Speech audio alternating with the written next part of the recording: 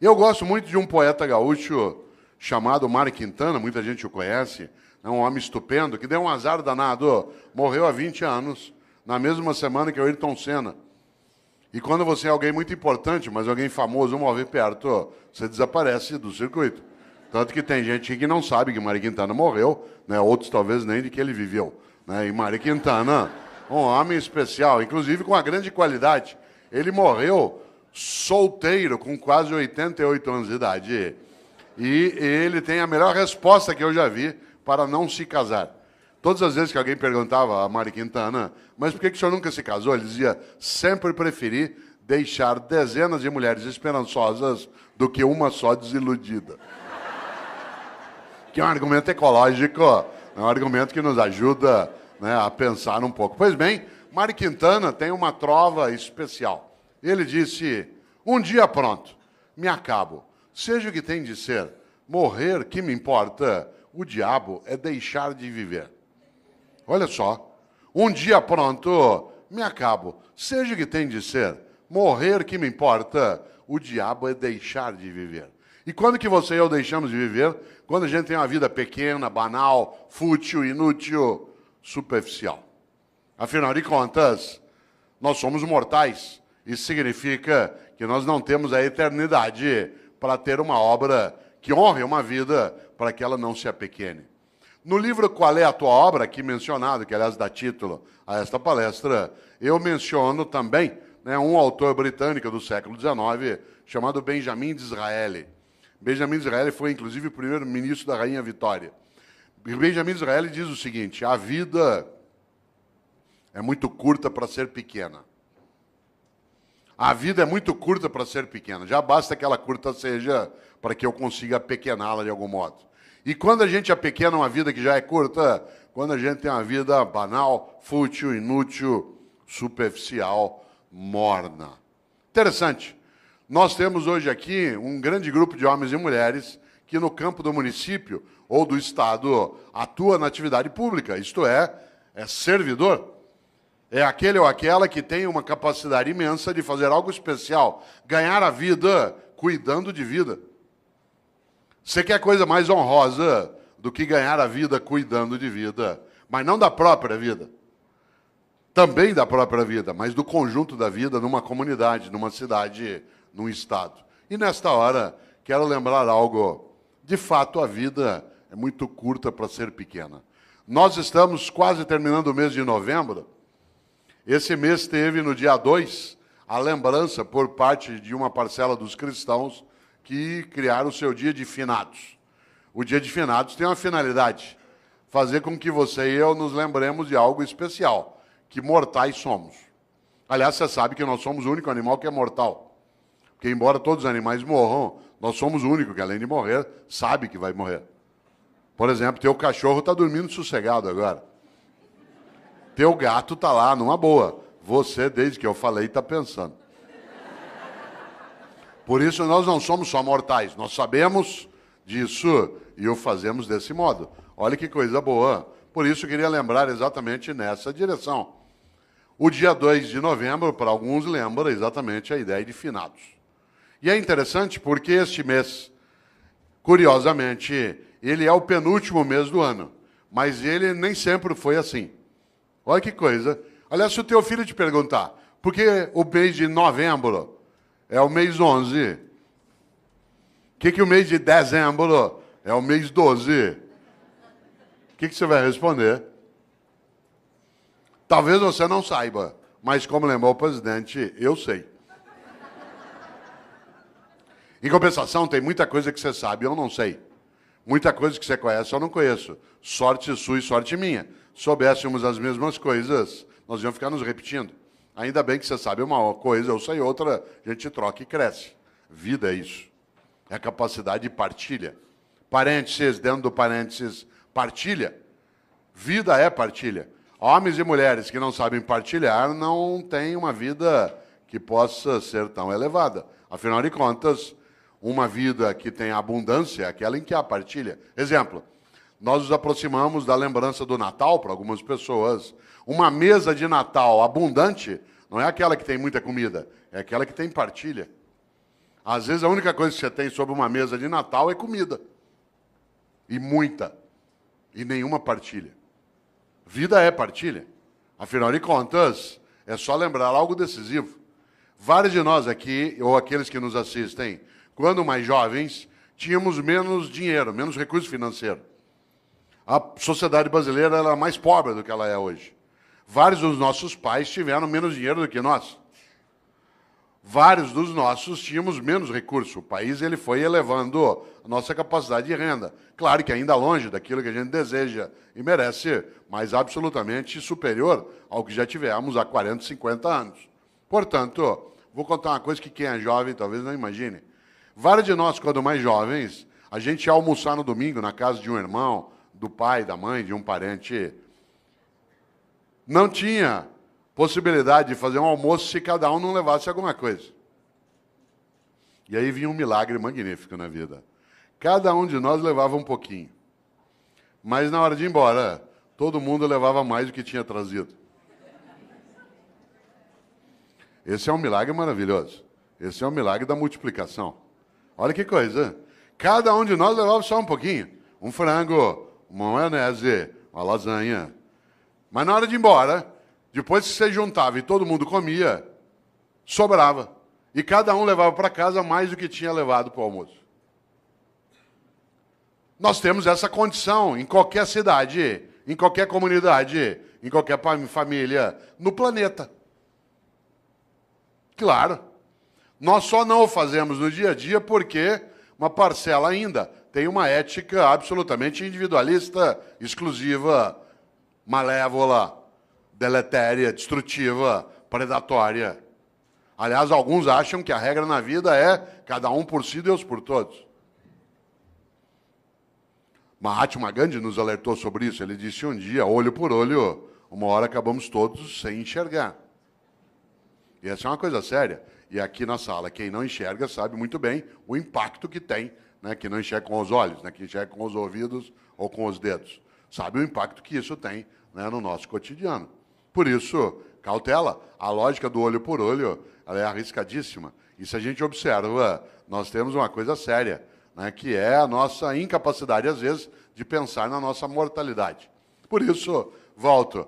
Por que o mês de novembro é o mês 11? Por que o mês de setembro é o mês 9?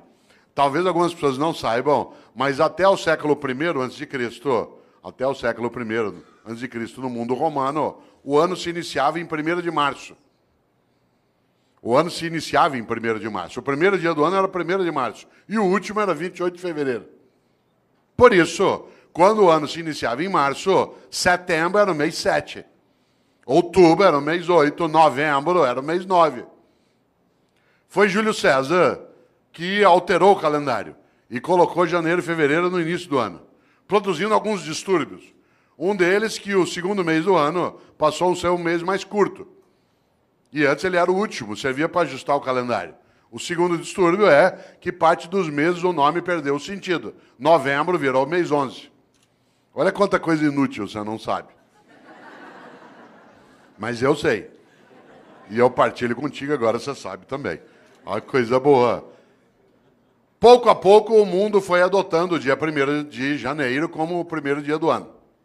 O único país do mundo em que o ano continua começando em março é o Brasil, né, que é um país clássico, né, um país clássico que não aceita essas modernidades de Júlio César.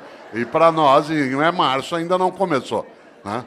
Olha que coisa interessante. No entanto, no passado se usava o último dia do ano, que no caso era 28 de fevereiro, para pensar sobre a vida.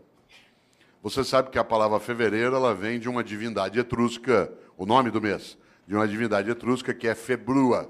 Februa é a divindade da purificação, da queima, da febre. Porque a febre, ela purifica. Isto é, ela faz com que haja a anulação daquilo que não serve e a proteção daquilo que serve. Nesta hora, quero lembrar algo. Os antigos, no mês de fevereiro, usavam o final do ano para pensarem sobre o que tinham feito e o que deveriam fazer. Nós passamos a fazer isso com dezembro. Quando se aproxima 31 de dezembro, alguns e algumas têm o hábito de pensar naquilo que fizeram. Isso é típico de algumas religiões, entre elas o judaísmo, o islamismo e o cristianismo, que tem uma ideia muito forte na vida. Tenha você ou eu religião ou não, há uma questão séria nessas religiões. Elas têm uma coisa chamada juízo final. Na crença dessas religiões. O que me assusta na ideia de juízo final não é o fato de ser final, mas o fato de ser juízo. Porque na crença dessas religiões, insisto, acredite você ou não, essa é uma questão tua privada, há algo decisivo. Elas acreditam que ao final da tua existência, a divindade vai te chamar no canto e falar, vem aqui para um particular. Seguinte, durante a tua vida, por que é que fez o que fez? E por que é que não fez o que não fez? Aliás, por que é que fez o que fez do modo como fez? E por que é que deixou de fazer o que deveria ter feito? Essa é uma pergunta séria. Algumas pessoas na vida não esperam o dia de juízo final para meditar sobre isso. Vão fazendo durante a própria vida. Pois bem, os cristãos construíram, a partir da influência judaica, uma percepção. E essa percepção ela se consignou na ideia também de juízo final no último livro da Bíblia dos cristãos, que é aquele que fala do fim, que é o livro da Revelação ou o livro do Apocalipse. Quem aqui tiver uma Bíblia cristã, dê uma olhada um dia. Esse livro é um livro terrível. Ele não é terrível porque é horroroso, mas porque ele traz algumas coisas para meditar. E se você observa, lá no livro do Apocalipse, no capítulo 3, versículo 15 e 16, os cristãos escreveram: Deus vomitará os mornos. Deus vomitará os mornos. Aliás, a frase completa é: porque tu não és quente nem frio, hei de vomitar-te. Olha que frase forte. Conhece gente morna? Gente que não é quente nem fria, gente que é mais ou menos. Que é quente ou frio não, que não cheira nem fede. Sabe gente morna? Morna no trabalho, morna na comunidade, morna na prefeitura, morna na câmara, morna na escola. Morna. Não é quente nem fria, gente que não tem compromisso, que não cheira nem fede. Mais ou menos compromissado, mais ou menos competente, mais ou menos servidor, mais ou menos religioso, mais ou menos político. Mais ou menos. Sabe gente morna? Que não cheira nem fede. Deus vomitará os mornos. Sabe aquela pessoa que é morna? Morna no casamento. E aí, como é que está o casamento? Tá ruim com ele, pior sem ele. Morna na comunidade. E aí, como é que está o debate em Campinas sobre a política? Ah, vamos levando, né? E aí, lá na prefeitura, vamos ver o que dá, né? E a escola, como é que está? Não sei, vamos ver. Falta pouco para eu aposentar.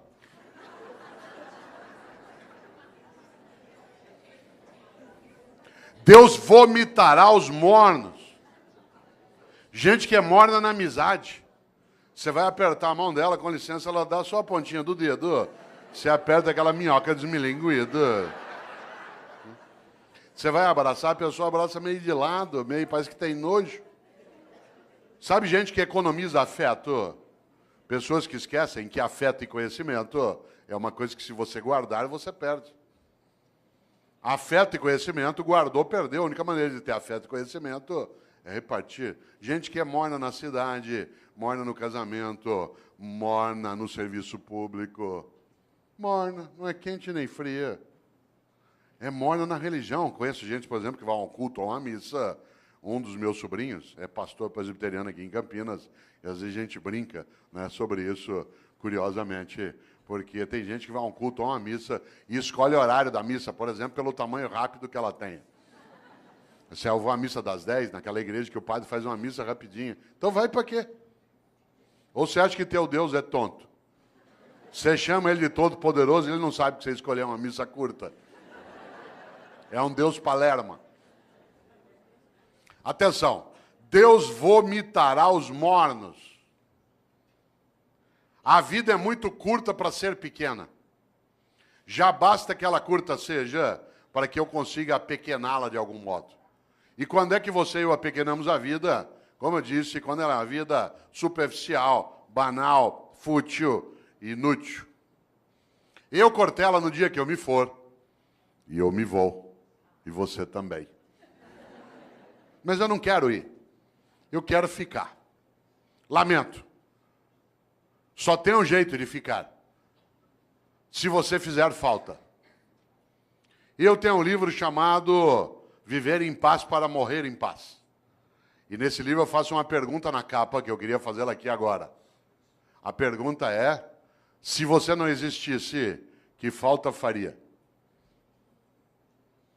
Não pense nisso numa sexta-noite, após beber um pouco. Se você não existisse, que falta faria? Por exemplo, tem gente que faz uma falta imensa. Tem gente que faz uma falta imensa na tua vida. Alguém que te criou, alguém que te apoiou, alguém que estava contigo. E tem gente que não faz falta nenhuma. Teve gente que não vai poder ir ao teu Natal, porque não está, ou já morreu, vai fazer uma falta imensa. E tem gente que não vai, e vai te dar uma alegria imensa. São aqueles que nos dão o agradável prazer da ausência delas.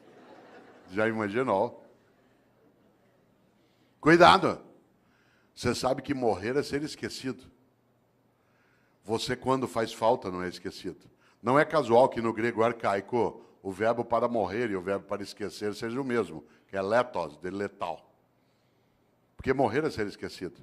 Enquanto alguém lembrar de você, derramar uma lágrima, der risada por algo que você fez e que ele recordou, pegar uma roupa tua e cheirar e ter uma boa lembrança ou saudade, enquanto a pessoa olhar algo que você fazia, querer lembrar de uma comida que você gostava, você continua vivo. Morrer é ser esquecido. Claro, se você for a um cemitério agora dia 2, você deve ter notado, né? Tem túmulo que está abandonado, tudo caído, o vaso não é cuidado mais, aí morreu. Enquanto alguém estiver contigo, na memória, no coração, olha a palavra que eu vou usar de propósito, na recordação. Recordar é fazer passar de novo pelo coração. Recordar, recordes. Você continua vivo. Interessante. Há pessoas que morrem em vida, porque são banais, fúteis, inúteis, e não fazem a menor falta. Tem gente que nos faz, repito, uma falta imensa. Só tem um jeito de fazer falta. Para fazer falta na vida, você tem que ser importante. Não confunda importante com famoso.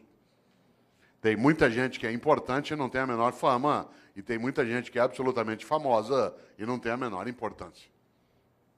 Uma pessoa importante é aquela que faz falta. Por exemplo, enquanto nós estamos aqui agora, tem uma auxiliar de enfermagem no hospital da prefeitura do estado que está lá tirando as escaras de alguém que está em coma há 3 meses. A pessoa nem sabe que está sendo cuidada. Aquela pessoa é absolutamente importante, aquela enfermeira. Tem alguém que está ajudando a cuidar do abastecimento em Campinas, que está agora numa repartição, fazendo nota de empenho para a gente poder ter reforma na escola, poder ter via pública estruturada. Tem alguém que está numa Câmara Municipal ajudando a preparar projetos.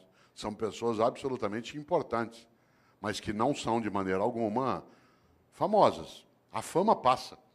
Eu, Cortella, às vezes eu sou famoso, depende da semana, do programa de televisão que eu participo. As pessoas passam a semana inteira, te vi na televisão, te vi na televisão. Eu estava agora em novembro, no programa da Fátima Bernardes, a semana inteira falaram, te vi na TV, vou estar lá agora dia 10 de novo, 10 de dezembro. Aí eu sei, semana inteirinha, te vi na Fátima, depois de uma semana, vai embora. Claro. A fama passa, a importância fica. Só tem um jeito de ficar, ser importante. E a importância você constrói onde você está. Na família, no governo, no legislativo, numa atividade de natureza privada, numa escola. Afinal de contas, uma pessoa importante é aquela que fica nos outros. Olha aqui para mim, se você puder. Parênteses, por que eu disse olha para mim, se você puder? Porque há pessoas entre nós que não enxergam com os olhos. E eu não posso dizer, olha aqui para mim.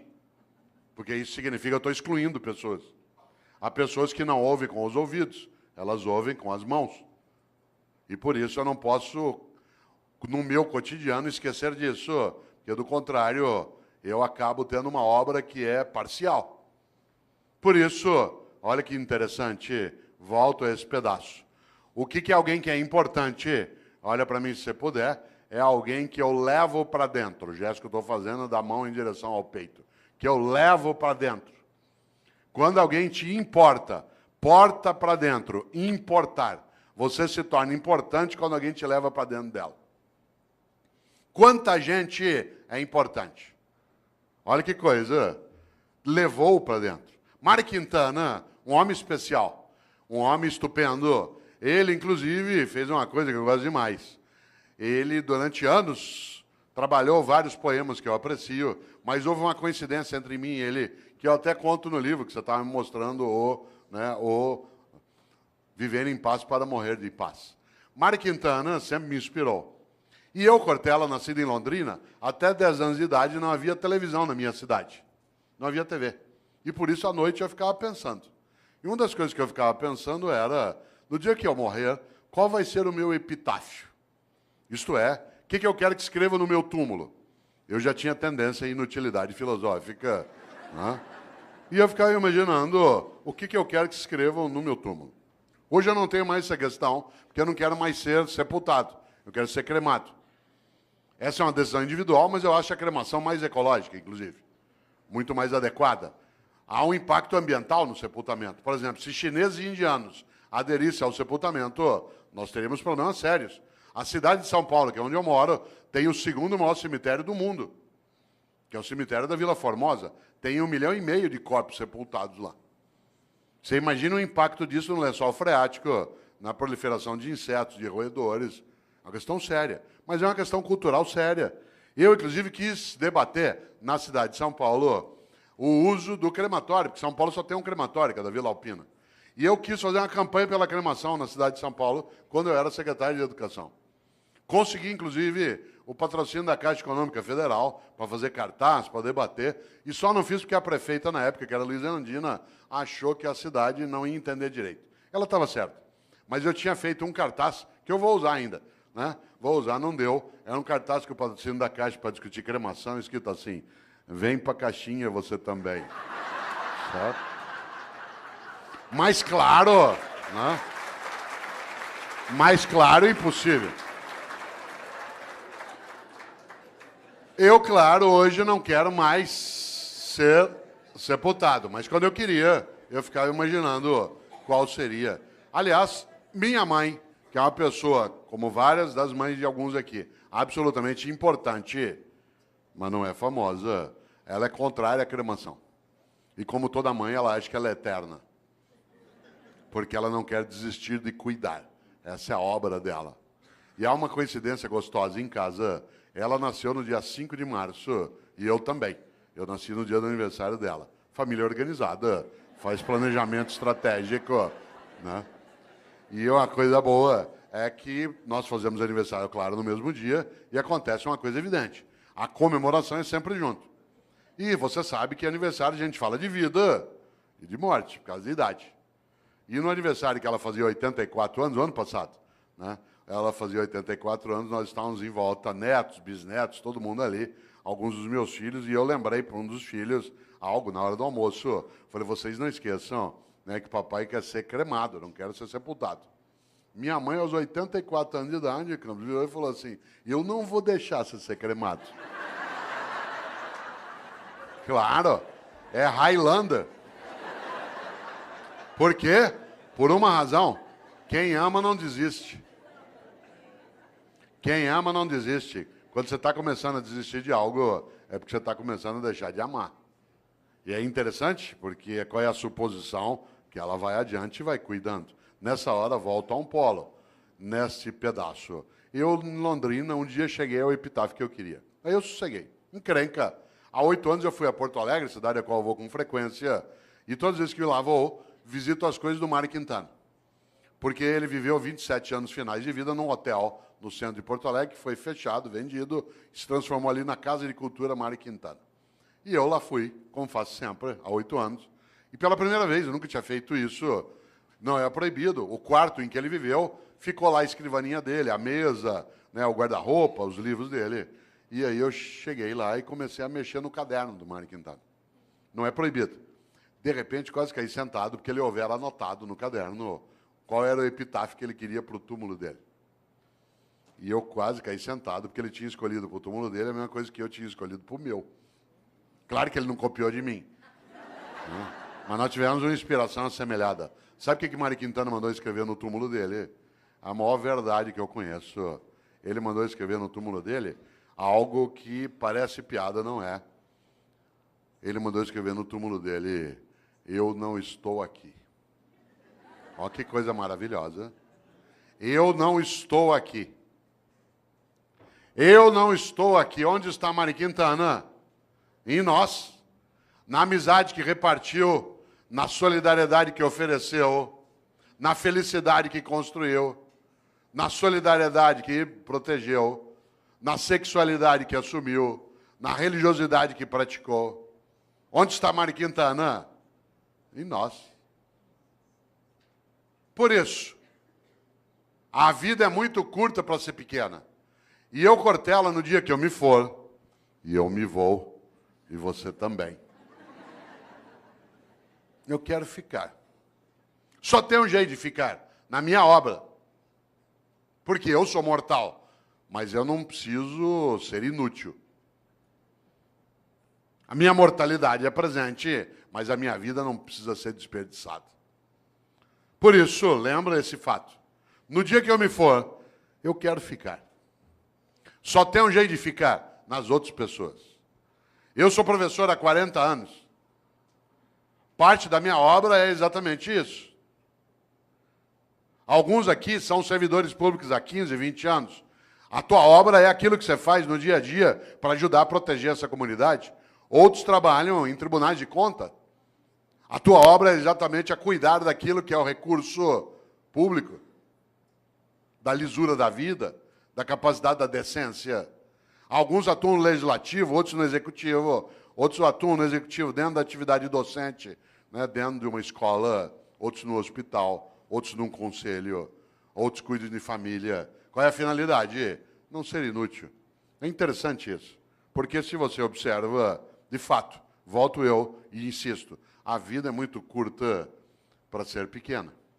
E nesta hora, uma das coisas que dá inutilidade, superficialidade a uma vida é aquela em que a pessoa não percebe e nem pensa qual é a obra que ela tem. Eu, no livro Qual é a Tua Obra, conto uma experiência relacionada a serviço público meu direto. Eu, quando era secretário de Educação na capital, percebi um dia uma coisa muito interessante. Todas as vezes que um secretário vai visitar uma escola, e secretário de Educação visita escola todo dia. Quem que ia comigo? Quem que ia comigo? O meu assessor. Quem ia comigo no Opala, na época? De chapa dourada, junto com a segurança. Entrava na escola, tinha banda, tinha salgadinho, a gente era levado para a sala da diretoria, as crianças cantavam a Aquarela do Toquinho. Eu tenho trauma até hoje, de tanto ouvir a Aquarela do Toquinho. Dava 2, 3 vezes por dia. Um dia eu falei isso pro Toquinho, eu falei, ó, Toquinho, eu adoro tua música, mas eu tenho trauma dessa. Quem que ia comigo? A pessoa já convertida. Isto é, aquela que era do projeto político, que tinha entrado no mandato e, portanto, já estava previamente convencida de qual era a finalidade do que se fazia. Quem é que não entendia direito o que fazia? O servidor do dia a dia. Isto é, no andar que eu era secretário, lá no fundo tinha uma cozinha, onde ficava Dona Maria, sim, uma pessoa real, que fazia café o dia inteiro para servir no gabinete do secretário, porque a gente vai recebendo pessoas e tomando café. No mesmo andar, lá no fundo, ficava um rapaz que tirava cópia xerográfica. No andar de baixo ficava a contabilidade, onde se fazia a nota de empenho. Sabe o que a Dona Maria achava que ela fazia na Secretaria de Educação? Café. Sabe o que o rapaz que tirava cópia xerográfica achava que fazia na Secretaria de Educação?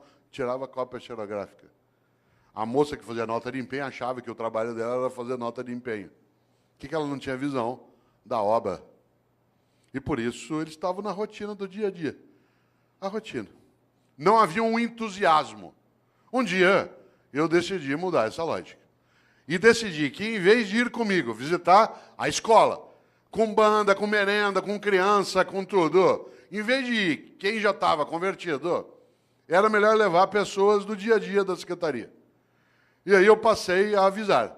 Quem vai comigo agora nas visitas vai ser o pessoal do dia a dia do gabinete, que tem as várias atividades. A primeira que foi comigo foi Dona Maria. Com uma novidade. Primeiro, andar no carro do secretário. Segundo, no banco de trás. Terceiro, joelho com joelho. Com batedores da Polícia Militar na frente, como é na capital às vezes, ou da Guarda Metropolitana. E ao chegar na escola comigo, não só privar de uma conversa, que não tinha que ser comigo, eu estou falando da simbologia da autoridade. Né? Chegar lá na escola, em vez dela ir fazer o café e servir, ela ia ser servida. E ela entrava e via a banda, e via as crianças, e via a reforma da escola. Vocês não fazem ideia. Quando a Dona Maria voltou, a partir dali era outra Dona Maria. De repente, ela entendeu uma coisa, que o que ela fazia na Secretaria de Educação não era café, era educação. E aquilo que ela fazia, que o jeito dela de fazer educação era fazer café, virava escola, criança, cidadão atendido. No dia seguinte, ela viu o rapaz do Xerox que passava o dia inteiro naquela máquina fazendo aquele gesto. E ele ficou boquiaberto, porque ele não fazia ideia que o que ele fazia não era tirar cópia, o que ele fazia era educação escolar. E o jeito dele fazer educação escolar era nos ajudar, tirando cópias. Vocês precisam ver a moça, né, que fazia nota de empenho. Ela imaginava que a tarefa dela era passar o dia ali fazendo nota de empenho. Quando ela viu que as notas de empenho viravam reforma, criança, comunidade, criança brincando, estudando, ela ficou boquiaberta. O que ela não tinha entendido? O propósito. O propósito, isto é, qual era a obra dela? A obra não era fazer nota de empenho, era construir educação escolar numa comunidade, usar os recursos de maneira adequada para elevar a vida. A partir dali, tanto faz quem era o governo. Porque, de maneira geral, o funcionário do dia a dia, ele não adere a projetos de governo, porque o governo é eventual. Mas quando ele tem clareza da obra, que ele vê, por exemplo, que uma Câmara Municipal está sendo reestruturada para que ela tenha maior capacidade de servir a população e honrar o recurso, tanto faz quem é o presidente. Se há uma adesão por parte de quem está no dia a dia como servidor, na saúde, na educação, no transporte, na segurança, nas secretarias meio, na área de gestão, administração, muda o jeito de fazer.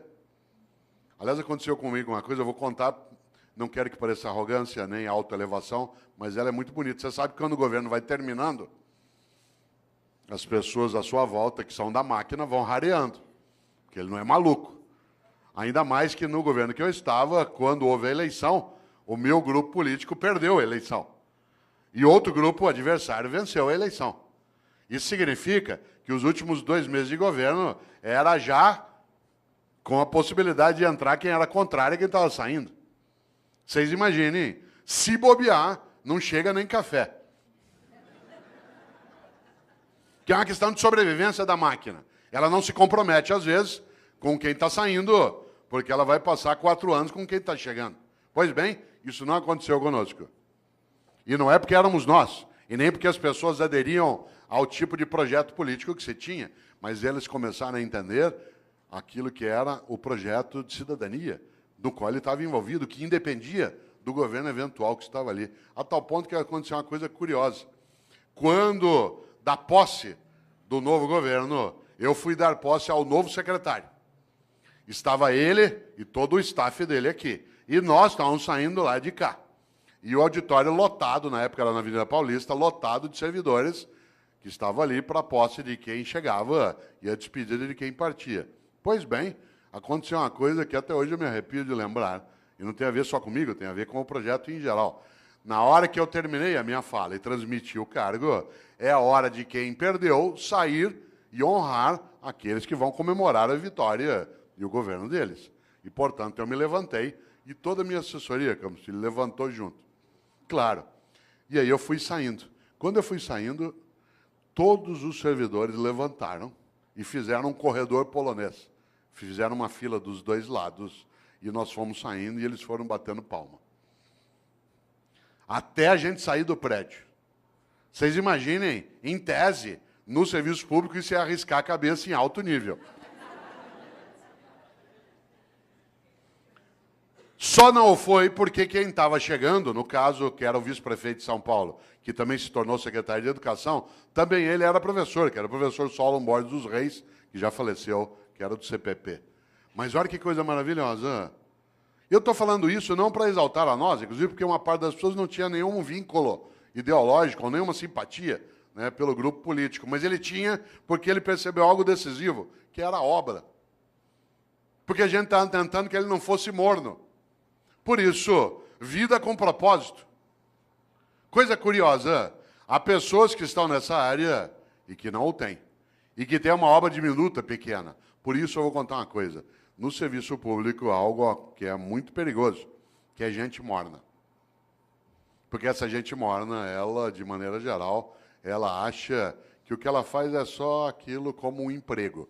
Você sabe disso. Na área privada também isso acontece, mas na área pública há uma destinação diferente, que é a própria atividade pública em si. Por exemplo, tem uma coisa que é muito perigosa. Na minha área, que é a educação escolar, vou contar uma coisa que quem é professor aqui, ou professor, sabe. Tem gente que atua no ensino público e no ensino privado. E se comporta de um jeito no ensino privado e de outro no ensino público. No ensino privado, participa das reuniões, das atividades. No ensino público, tira todas as licenças, vê tudo que pode. Aliás, tem gente que atua em ensino público e despreza a escola pública. Despreza. Ameaça o filho com a escola pública. Você não está estudando, você vai ver, vou te pôr numa escola pública, você vai ter que conviver com aquela ralé. Essa pessoa tem que ser decente e ir embora. Porque é absolutamente nojento que alguém afira, aliás, os rendimentos da área pública e não respeite a área pública. É absolutamente nojento receber aquilo que se tem sem que se respeite quem paga. É absolutamente nojento imaginar que se possa ganhar o sustento em algo que se despreza. Isso é comum. Isso é comum, inclusive, a pessoas que no dia a dia, você sabe, eles argumentam que ele vai ser mais ou menos, também pelo salário que me pagam. Você já imaginou esse princípio aplicado ao corpo de bombeiros? Tua casa está pegando fogo, já apagaram a sala, a cozinha. De repente você olha, o bombeiro está enrolando as mangueiras, guardando. Fala, onde você vai? Ué, 5 horas, é o meu horário. Então, mas está pegando fogo lá. Não, mas ó, é o meu horário, me paga até essa hora. Já imaginou um cirurgião no hospital fazendo uma sutura de apêndice? Tem que dar 20 pontos na sutura, ali no teu ponto de Mark Barnes, para poder fechar direitinho, porque não tem equipamento para fazer laparoscopia. O que ele faz? No 8º ponto, fala, vou parar aqui mesmo, pelo que me pagam. 8 pontos tá bom já. Você já imaginou? Você sabe que há pessoas que se conduzem desse modo no cotidiano. Obviamente que eu não estou falando de trabalhar sem remuneração, estou falando de outra coisa. Da capacidade de entender o quanto que a vida é muito curta para ser pequena. E algumas pessoas se apequenam no modo como se relacionam na atividade que desenvolvem. Por isso, volto eu aqui a uma questão, você que ainda tem um tempo de desespero até 11 horas. Qual é a tua obra? Quando você se for, e você se vai, e eu também, o que vai ficar? O que vai ficar que não estrague, não apodreça? E repito, não seja objeto de disputa odiosa. Isto é, o que você e eu fazemos que honra nossa própria existência? Interessante. Uma das coisas mais marcantes quando se pensa em gestão e liderança é gerir para elevar a vida coletiva. Atuar de maneira que não seja cínica. Ética não é cosmética. Ética não é cosmética, não é uma coisa de fachada. Desse ponto de vista, claro, se nós imaginamos o propósito daquilo que fazemos, é a nossa capacidade de ganhar importância. Eu já observei, você também, várias situações em que algumas pessoas, elas não deveriam estar naquela atividade, especialmente em alguns ramos da atividade pública. porque ela, primeiro, não merece que o povo pague o salário dela, porque ela finge, e segundo, ela despreza aquele lugar. Mas há outras pessoas que, é claro, merecem muito mais do que recebem. Há outras pessoas que, de fato, têm que ser honradas no dia a dia, na atividade pública, mas nem sempre. Afinal de contas, como você bem lembra, há uma coisa aí que é decisiva, que marca, inclusive, nossa percepção. A ideia que se tem até, né, e que não pode, de maneira alguma, ser deixada de lado de pessoas que não querem se apequenar. Curioso. Quem aqui é professora ou professor, se você acabou de entrar na atividade de docente, se você é um funcionário novo na Câmara ou na Prefeitura, vou te dar um conselho. Se você quiser ter uma vida que seja relevante, que cresça, ouça o que eu vou dizer. Afaste-se de funcionário velho. Afaste-se de funcionário velho. Aproxime-se de funcionário idoso. Não confunda idoso com velho. Idoso é uma pessoa que tem bastante idade. Velho é aquele que é morno, que acha que já sabe, que não precisa mais se mexer. Afaste de professora velha na escola. Sabe como é que é professora velha? Idosa é uma pessoa de 65, 70, 80 anos de idade. Velho é aquele que é morno. Quer ver um exemplo? Você chega numa escola cheia de ideias, quer fazer coisas, a professora velha fala assim, ih, sossega aí. Com o tempo você vai aprender. Quando você estiver no meu tempo de serviço público, você vai ver. Sossega, fica na tua. É só mudar governo, as coisas voltam ao que era. Afaste de funcionário velho. A pessoa velha, ela faz mal. Ela é homicida. Isto é, ela assassina as condições de vida coletiva numa comunidade. Se ela estiver na atividade pública, pior ainda. Você já imaginou? Aproxime-se de gente idosa. Gente idosa quer aprender, frequenta a escola, vem para debate, lota um auditório na Câmara. Os que têm mais idade aqui, alguns perguntariam, tal como eu, o que você veio fazer? Quero continuar aprendendo, sabendo, indo buscar. Há pessoas que acham que já sabem.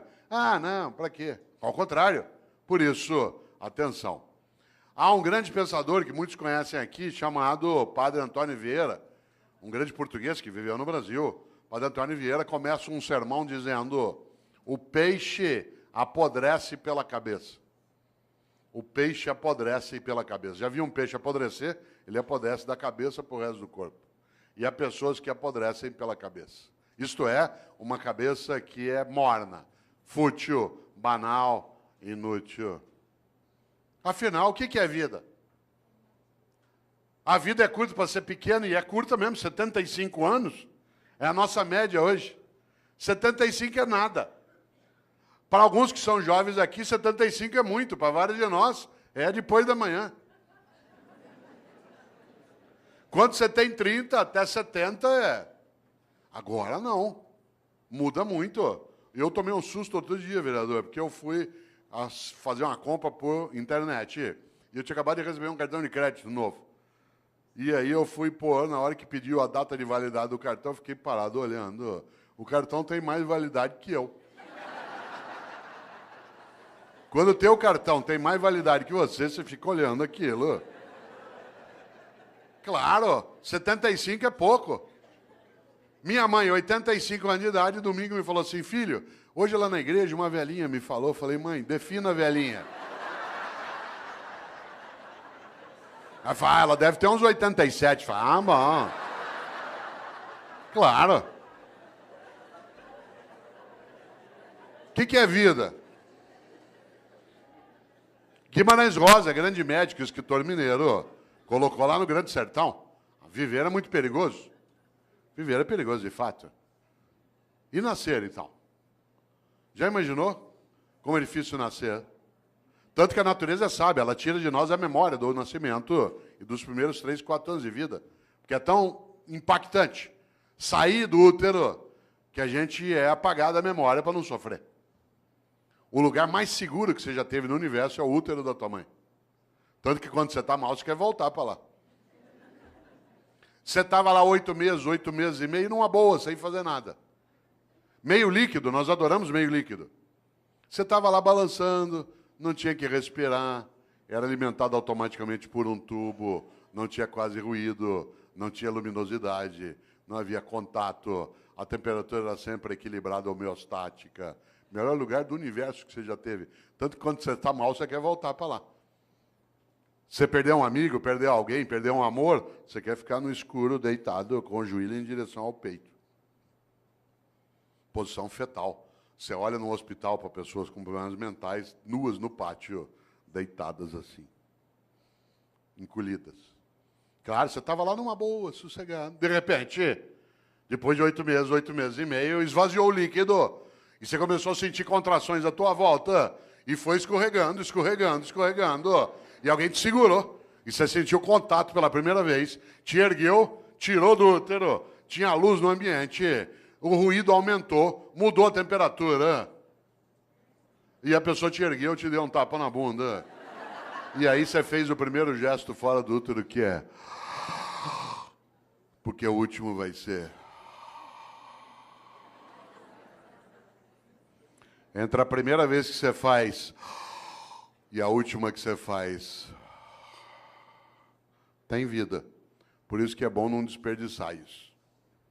E tem gente que desperdiça humilhando pessoas, sendo hipócrita, fingindo, desviando. Olha só. E ainda tem uma encrenca, dura só 75 anos. Divididos do seguinte modo: do 0 aos 25 você está se montando. Tua estrutura física, psíquica, relacional, cognitiva, reprodutiva. Dos 25 aos 50, você está reproduzindo outros humanos e trabalhando em alta intensidade. E dos 50 aos 75, você se prepara para o desembarque. Do 0 aos 25 monta, dos 50 aos 75 desmonta. Não ria. Vocês vão chegar lá.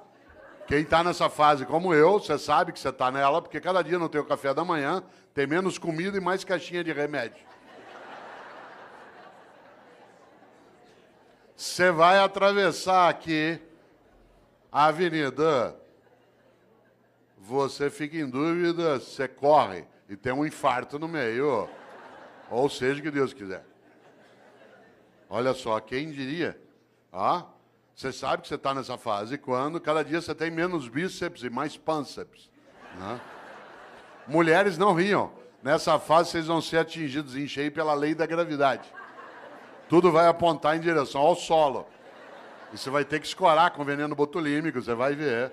Você vai entrar na fase que a gente chama de California Dreams, que é The Mamas and the Papas. Certo? Você ri? Pois morre. Claro, pode morrer professor, doutor, titular como eu, pode morrer prefeito pode morrer empresário, pode morrer diretor de departamento, pode morrer, tudo faz. Ou tem uma vida que não seja banal, inútil, fútil. Ou, para quê? E aí nós temos uma encrenca, nós vivemos só 75 anos e ainda somos um animal que dorme demais. Eu conheço gente que dorme 8 horas. Você pegar alguém que dorme 8 horas, por exemplo, num dia de 24 horas, ele dorme 1/3 do dia. Numa vida de 75 anos, dá 25 anos dormindo. Aliás, tem gente que você encontra na segunda-feira, obrigado. Fala assim, aí, o que você fez no fim de semana? Aproveitei e dormi direto. Tô louco para chegar ao feriado para eu dormir uma semana, obrigado. Chama-se animal racional, olha só. Nós não somos só um animal que dorme demais, nós somos um animal que come demais. Cada um de nós come, de acordo com a FAO, a área da ONU que cuida de alimentos, 1,5 kg por dia de alimentos. 1,5 kg dia de sólidos, líquidos e gasosos. 1,5 kg, não é tanto. Por exemplo, você já comeu hoje, vai comer daqui a pouco, depois toma um lanche, uma latinha de refrigerante de 300 ml tem 300 gramas. Hoje até 11 da noite você já comeu mais do que 1,5 kg. Como tem fome no planeta, alguns de nós comemos mais do que isso, para dar essa média, 1,5 kg. Ao final de uma vida de 75 anos, 1,5 kg dia dá 42 toneladas de alimentos. 1,5 kg vezes 75 anos. Enquanto você estiver vivo, você vai deglutir 42 toneladas de alimentos do planeta. Ah, claro, nós somos um animal que não tem só sistema digestório, nós temos sistema excretório também. E por isso, para o planeta não sair do eixo, a lei de Lavoisier tem que imperar. Cada um de nós também libera diariamente 1,5 kg de dejetos, sólidos, líquidos e gasosos. O que ao final de uma vida dá 42 toneladas de excrementos. Quando você se for, o planeta não será mais o mesmo. Você terá deglutido 42 toneladas dele e deixará como herança às próximas gerações 42 toneladas de excrementos. Qual é a tua obra?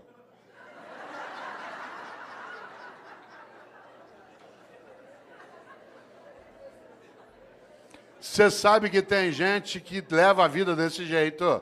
Ela destrói o ambiente, humilha pessoas, furta, desvia, finge, só para poder dormir mais que necessita, comer e excretar em banheiros especiais. Esse é o reino da mediocridade. As revistas que mais vendem são as que mostram chiques e famosos nas suas camas, nas suas mesas e nos seus banheiros. Os programas de TV que mais fazem sucesso são os que mostram pessoas trancadas numa casa ou numa fazenda, comendo, bebendo e excretando pelos 7 ou 8 orifícios que tem. Reino da mediocridade. Tem gente que diz que não tem 1 hora por dia para brincar com o filho, para ver lua junto, para fazer uma oração, para estudar. Mas tem 1 hora por dia, sabe para quê? Para ficar parado vendo gente comendo, bebendo e excretando. É tão forte isso que qualidade de vida para nós hoje, o que é? Cada um tem um quarto com banheiro.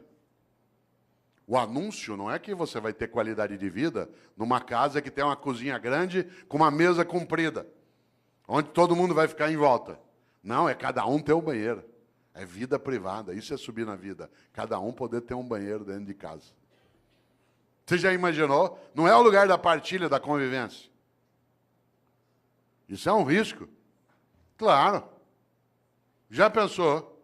Depois morre. Se bobear, não fará falta. Interessante. Aliás, sabe o que uma pessoa fala quando ela está morrendo? Quem aqui é da área de medicina sabe disso? Eu me lembro o tempo que dava aula na Santa Casa, em alguns momentos em São Paulo, que se ia até a UTI. Numa UTI é um lugar onde tem mais complicação. Sabe o que as pessoas falam quando estão morrendo? Ela não gruda em você, com licença, professor. Ela não gruda em você e diz assim, doutor, pelo amor de Deus, deixa eu viver mais um dia que eu quero mandar em mais gente. Doutor, por favor, deixa eu ficar vivo mais 1 semana que eu quero humilhar mais algumas pessoas. Doutor, pelo amor de Deus, deixa eu ficar vivo mais 2 dias que eu quero comprar mais um carro. Sabe o que as pessoas falam quando estão morrendo? Ela gruda em você e diz, doutor, pelo amor de Deus, deixa eu ficar vivo mais um dia, só para poder abraçar o meu irmão, com quem eu briguei faz 10 anos, a gente nunca mais se falou. Doutor, por favor, deixa eu ficar vivo mais 1 semana, só para poder brincar com os meus filhos. Eu achei que eu não tinha tempo para fazer isso. Doutor, pelo amor de Deus, deixa eu ficar vivo mais 1 hora, só para poder dizer para minha mulher o quanto que eu amo, porque eu achei que se eu falasse muito isso, ela ia ficar mal acostumada, o que é verdade. Sabe do que as pessoas falam na hora da partida? Daquilo que importa na travessia. E como disse um dia o grande Guimarães Rosa, o importante não é chegar nem partir, é a travessia. E a travessia você faz com outros e outras. Por isso, qual é a tua obra? Minha obra não é ser imortal, coisa que não sou, mas é ser eterno. E eu não sou eterno do ponto de vista religioso, eu sou na obra que deixo, naquilo que ajudei a fazer naquela cidade, naquela família, naquela repartição, naquela secretaria, naquele legislativo. Algo que no dia que eu partir, e eu partirei, e você também, que eu não tenha medo de me perguntarem por que fiz o que fiz. Você já imaginou? Essa é uma das coisas mais fortes. Agora eu vou te contar uma coisa, aproveitando que você ainda tem quase 26 minutos de desespero. Muita gente não quer nem saber dessas questões. Sabe por quê? Porque ela quer viver de maneira automática, robótica. Para que pensar sobre isso? Para que pensar sobre a obra? Ao contrário, quando a gente encontra num dia como hoje, um auditório na nossa Câmara Municipal, pleno de homens e mulheres, para pensar coisas desse tipo, é sinal que a gente tem alternativas boas. Isso é um belo sinal daquilo que a gente precisa e precisa fazer. Nesta hora, volta a um polo. Há pessoas que envelhecem a cabeça, a prática e a percepção. Ela não frequenta uma escola porque ela acha que já sabe. Nem uma escola de governo, nem uma escola do legislativo. Gente velha acha que já está pronta. Isso é um perigo. Um dos meus filhos, o André, que tem 37 anos, ele até faz o prefácio de um livro meu, chamado Não Nascemos Prontos. O André, quando ele tinha 18 anos, um dia ele estava fechado no quarto dele em casa, em São Paulo, ouvindo rap. Eu gosto de rap, mas não é qualquer rap que eu gosto. E eu estava na sala em casa ouvindo ópera. Eu gosto de ópera, mas não é qualquer ópera que eu gosto. Música boa para mim é aquela que me emociona. Se ela me emocionar, ela é boa. Quem aqui gosta de ópera sabe que ópera a gente ouve um pouquinho mais alto. Ele saiu do quarto dele injuriado por causa da altura da música. Hoje ele gosta de ópera, na época não. Veio até a sala e falou, pai, pelo amor de Deus, desliga isso, pai. Aliás, eu estava ouvindo uma área do Puccini, que é maravilhosa, que eu não posso cantar aqui porque ela é para soprano, chamada Mio Babino Caro, meu papaizinho querido, que é magnífica. A Maria Callas a gravou um dia. Pena que eu não posso cantá-la aqui, né, por ser para soprano, mas talvez você a conheça. Eu até dou risada, porque tem gente que coloca essa área na igreja em cerimônia de casamento, na hora da bênção das alianças. Eu falei isso outro dia aqui em Campinas. E é curioso, porque ou a pessoa não entende ópera, ou ela entende muito de casamento, porque a área fala de uma menina que vai se matar.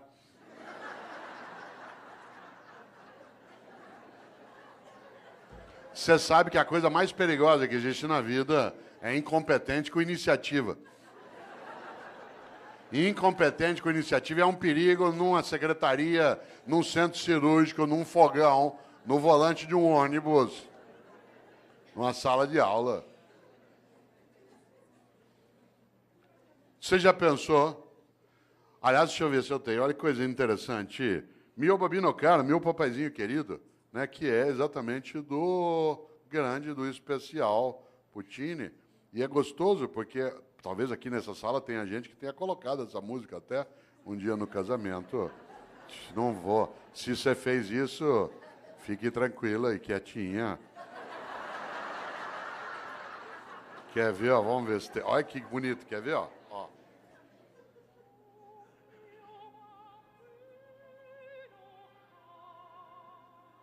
Ó, meu papaizinho querido.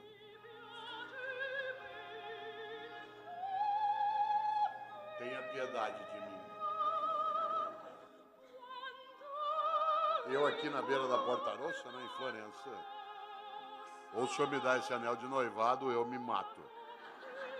E a pessoa põe na hora da bênção das alianças. Deve ser premonição. Eu ouvindo ópera, ele ouvindo rap, ele saiu do carro e falou, pai, pelo amor de Deus, desliga isso, pai. Hoje ele gosta de ópera. Falei, André, que pena, você aos 18 anos de idade já está ficando vítima da indigência mental. Você aos 18 anos de idade fechou tua cabeça para aquilo que é diferente do que você já conhece. Você aos 18 anos de idade acha que o único modo de fazer as coisas é como você já fazia.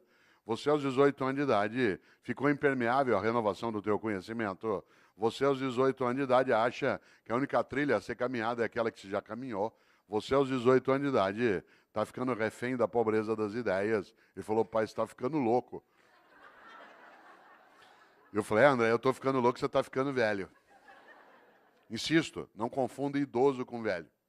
Idoso é uma pessoa que tem bastante idade. Velho é aquele que acha que já faz o que pode.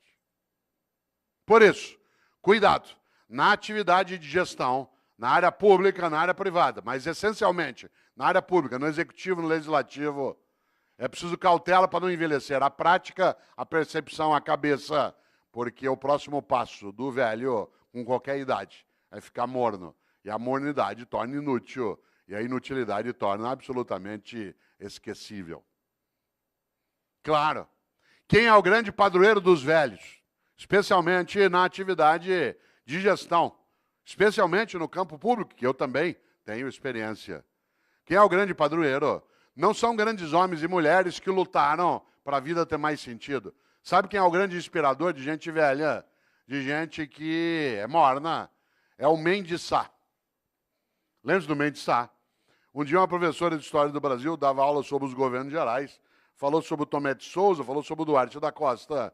Quando estava falando sobre o Mendes Sá, viu um aluno distraído lá no fundo e para pegá-lo, claro, virou e falou assim, Paulo, o que fez Mendes Sá? Ele disse, fez o que pôde. Cuidado com o Mendes Sá. Gente, nós temos que ter mais relevância naquilo que a gente faz aqui na nossa gestão. Eu faço o que eu posso. Gente, nós temos que ter um nível maior de eficácia na atividade pública. Eu faço o que eu posso. Gente, nós temos que dar uma destinação mais sólida para o recurso originário do povo. Eu faço o que eu posso. Cuidado. Essa é a falência da ação. É a admissão da síndrome do possível. No Brasil tem uma coisa chamada síndrome do possível, que é um perigo.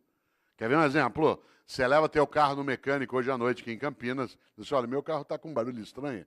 Ele diz, vou fazer o possível. Você vai ao médico e diz assim, doutor, eu estou com uma dor no pâncreas. Vou fazer o possível. Você chega para um funcionário, olha, eu precisava disso. Vou fazer o possível. Você desanima. Imagine que você está aqui agora, você sabe que ainda faltam 21 minutos para você se libertar de mim, você começa a se irritar, você tem coisa séria para fazer, de repente você começa com uma dor, uma cólica no baixo ventre, que vai para lá e para cá, tua perna direita começa a tremer, você começa com um pouco de sudorese, ânsia de vômito, calafrio, isso é sinal de apendicite. A gente pega você, leva para um hospital aqui perto, afere tua temperatura, vê que você está com indício, te pré-anestesia, vai levando para o centro cirúrgico, você vai deitado no corredor, vendo passar aquele teto branco na maca. Aí você gruda na mão do médico e diz assim, doutor, vai dar certo a operação? Ele diz, vou fazer o possível.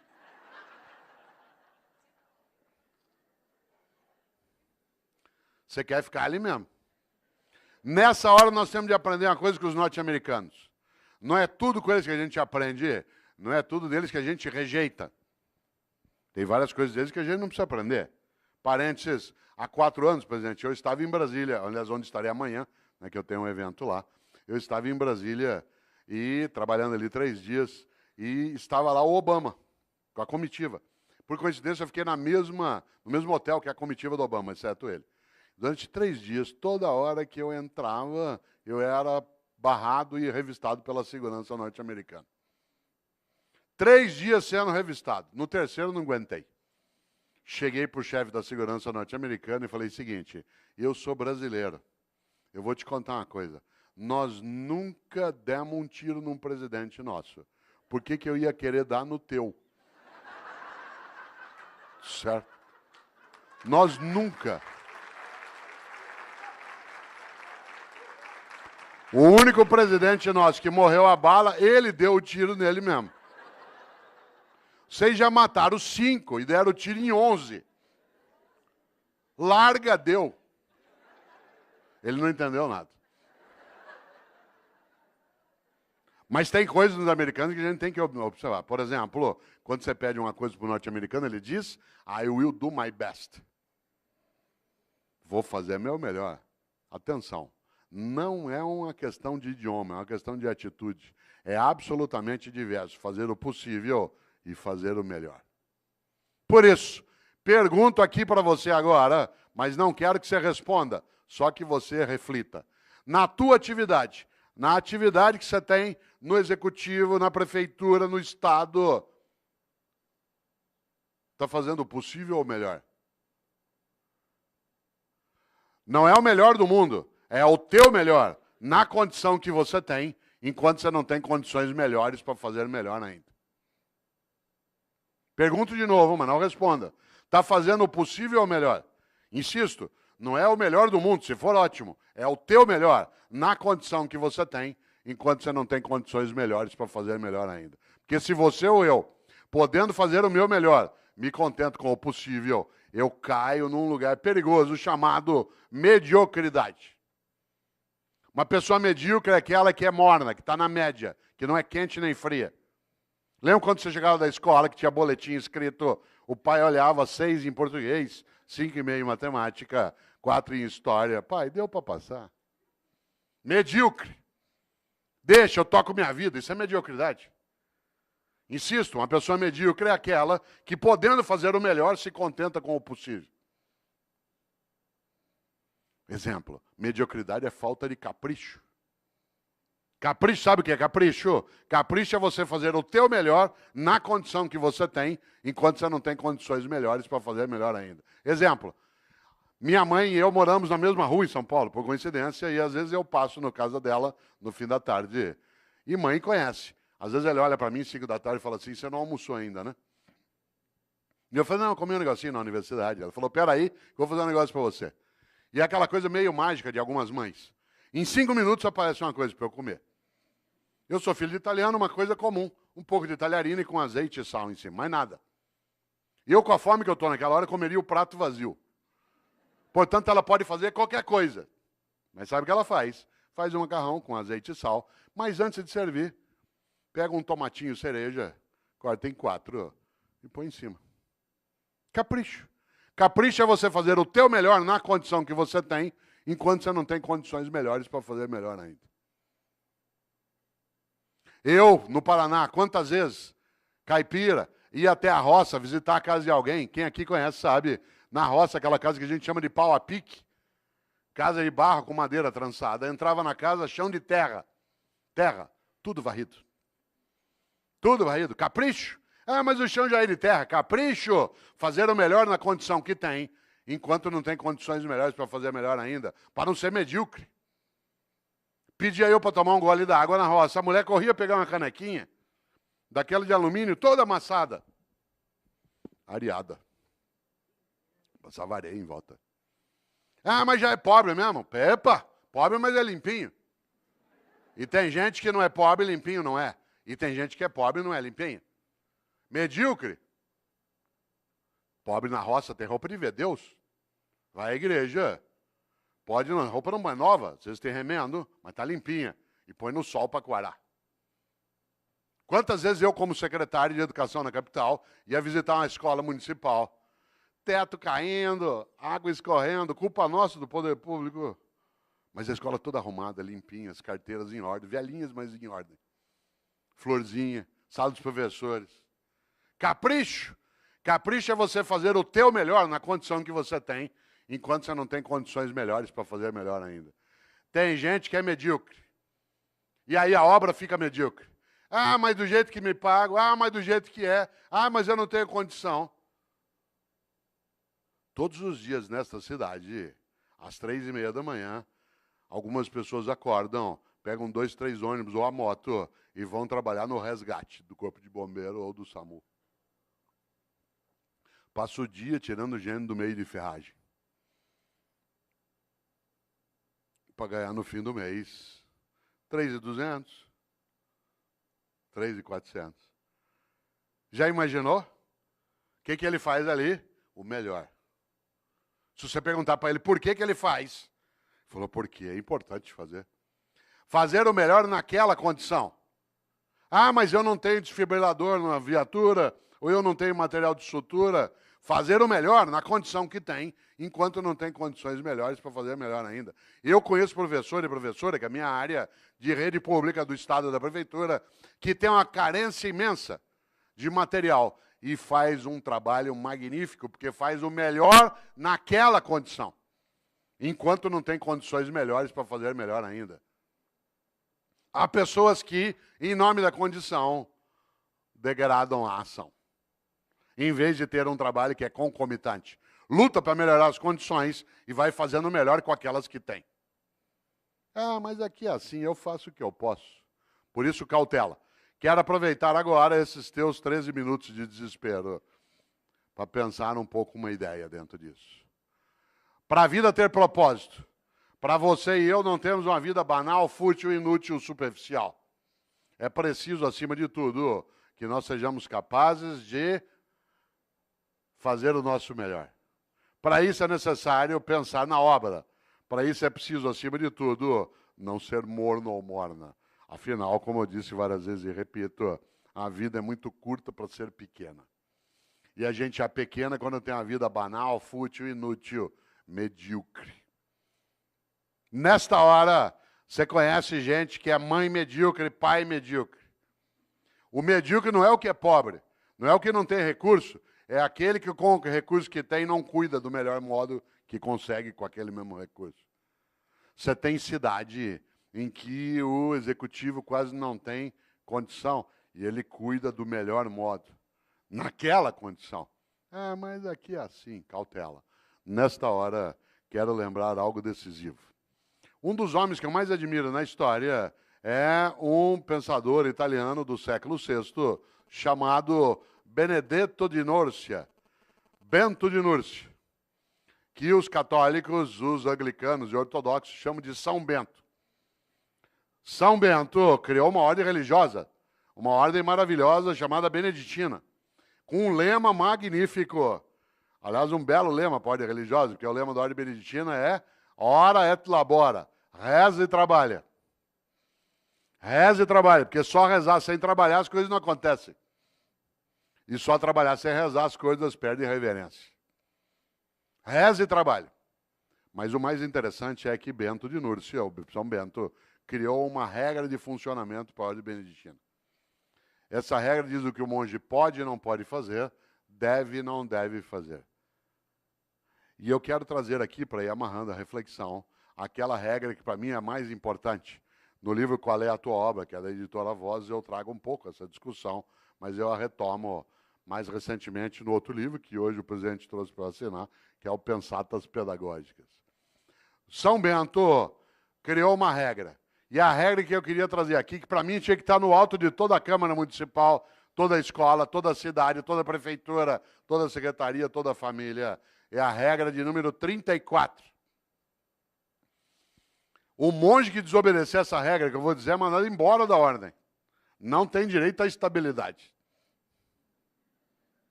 E eu acho que essa deveria ser uma regra presente em todas as áreas. A regra 34 de São Bento diz: é proibido resmungar. É proibido resmungar. Não é proibido discutir, não é proibido debater, não é proibido discordar. É proibido resmungar. Sabe gente que só resmunga em vez de agir? Gente que passa o tempo todo amaldiçoando na escuridão em vez de acender vela. Aliás, a frase predileta do resmungão é: que horror, alguém tem que fazer alguma coisa.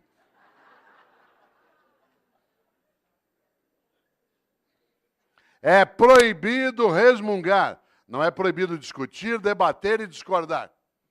Mas o resmungão é medíocre. Aliás, todo resmungão é vagabundo. Toda resmungona é vagabunda. E a melhor maneira de não precisar fazer nada é acreditar que nada pode ser feito. Por isso, todo vagabundo e toda vagabunda tem uma característica: é pessimista. Aliás, é tão vagabundo que nem chama a si mesmo de pessimista, chama de realista. Porque a melhor maneira de não precisar se mexer é achar que não há nada que vale mexer. Por isso, todo vagabundo ou vagabunda é pessimista e prefere acreditar que nada pode ser feito. Tudo que você propõe, ele diz, não vai dar certo. Vamos fazer uma escola legislativa e não funciona. Vamos fazer uma escola de governo para quê? Vamos mexer na organização da Câmara, vamos estruturar um tribunal de contas no Estado que cada vez mais possa dar decência ao recurso coletivo. Isso aqui no Brasil. Opa! O pessimista é, acima de tudo, alguém que se aproxima do bandido. Não por escolha, mas por omissão. Como diz uma antiga frase, os ausentes nunca têm razão. Vamos fazer uma palestra para discutir qual é a tua obra e isso não funciona, não vem ninguém. Ó. O que faz o otimista? Tem uma encrenca. O otimista tem que ir atrás, juntar, procurar, chorar, se arrepender, querer largar. Falou, vou largar isso, eu vou sair disso aqui. Para quê? Não funciona. Mas o pessimista, ele tem uma coisa.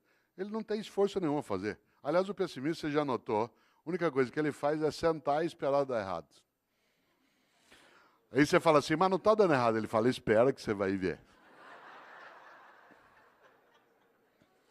O otimista tem que estudar, fazer curso, ir atrás, se arrepender, querer largar, juntar com outro.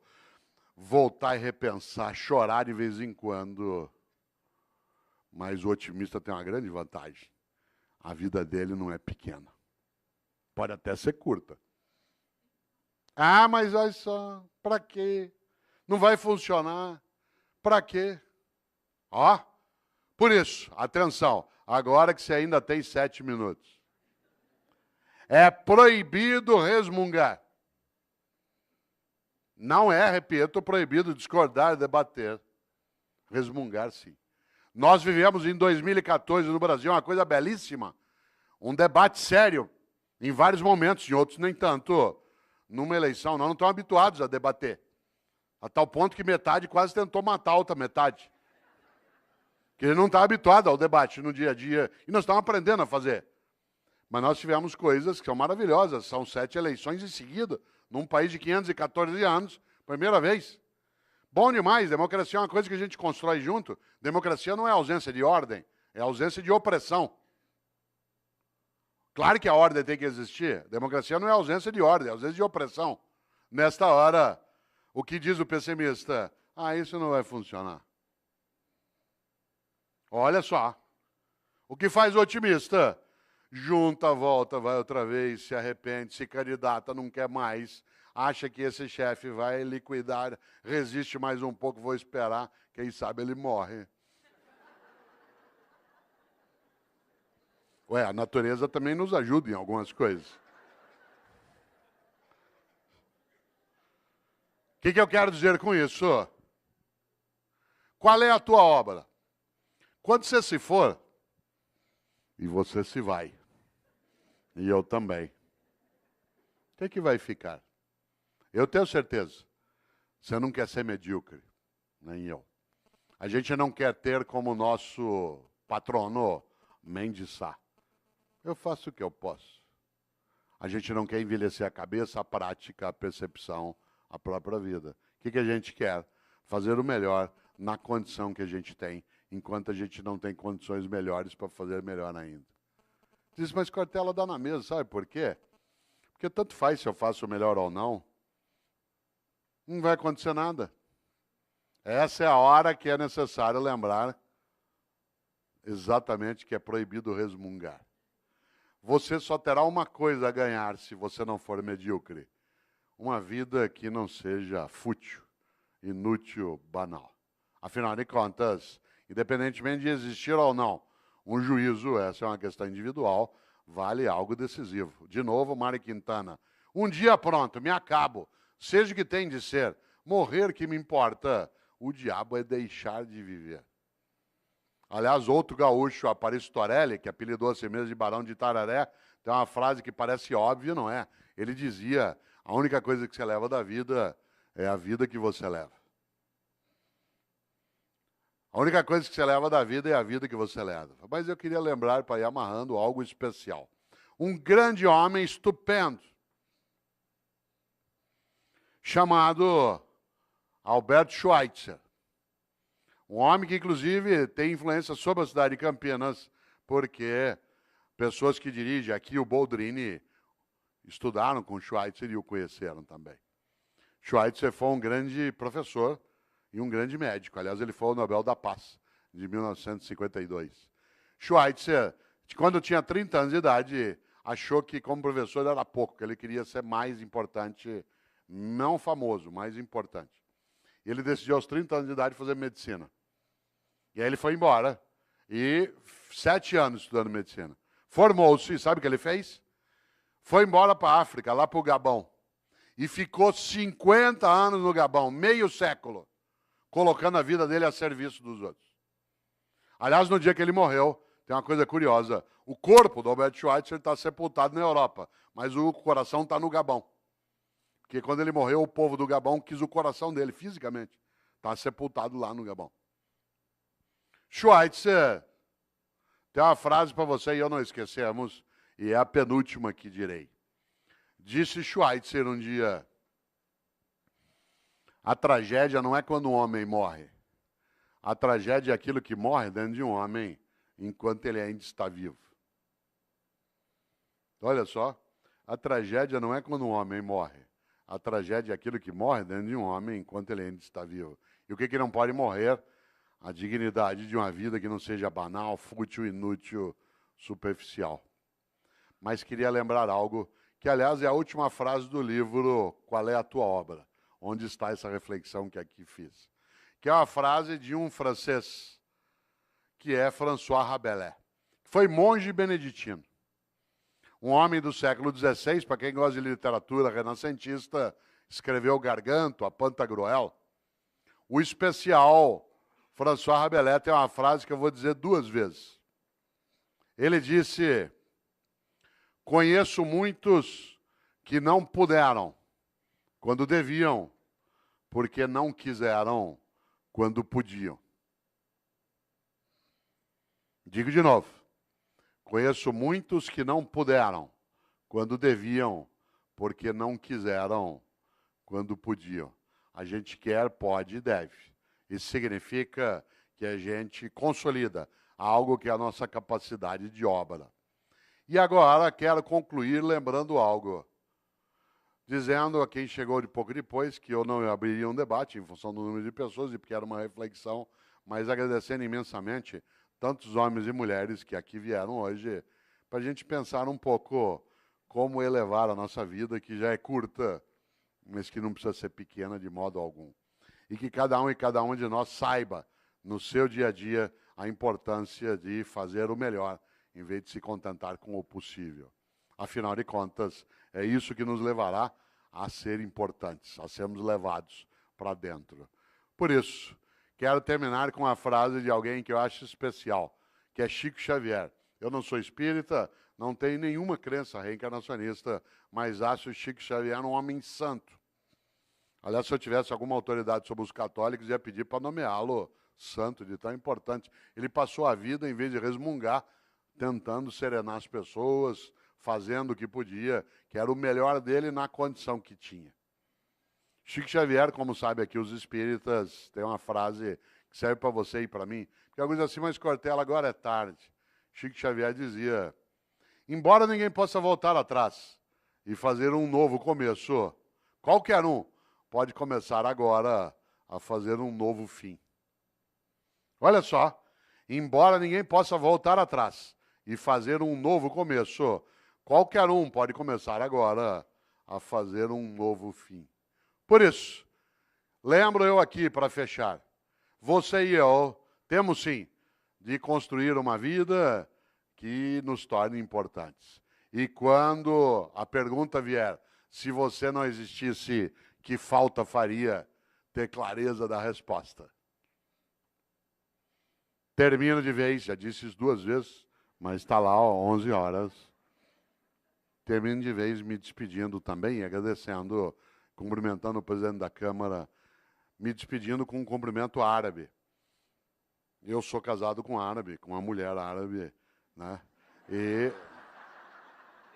os árabes, quem aqui é árabe sabe, os árabes se despedem, tem a ver com a palestra, de um jeito especial.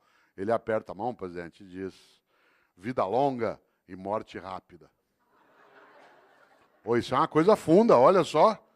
Vida longa e morte rápida. Viva bastante, mas quando for a tua hora, se for a tua hora, que seja de imediato.